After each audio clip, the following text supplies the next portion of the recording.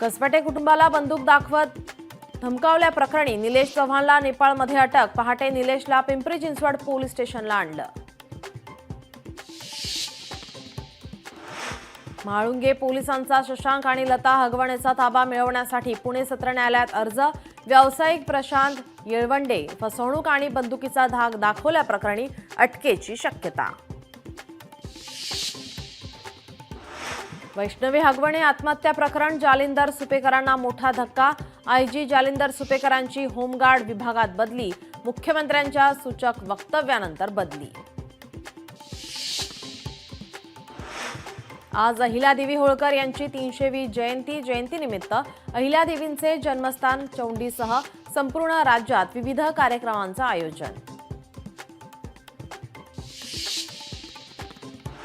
अहिल्यादेवी होळकरांच्या जयंती सोहळ्यानिमित्त राज्याचे मुख्यमंत्री तसेच दोन्ही उपमुख्यमंत्री चौंडी येथे अहिल्यादेवींच्या पुतळ्याला करणार अभिवादन।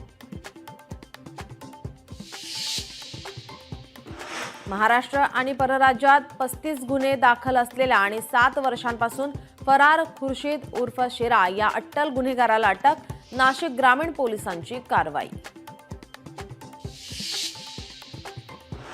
महाराष्ट्रात 6 ते 10 जूनपर्यंत पावसाची उघडीप।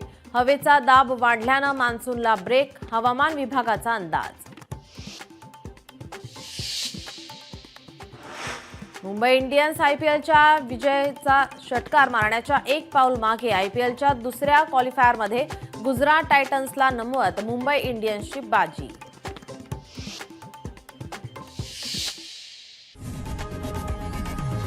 लोकशाही मराठी ऐका, पहा, जागरूक रहा।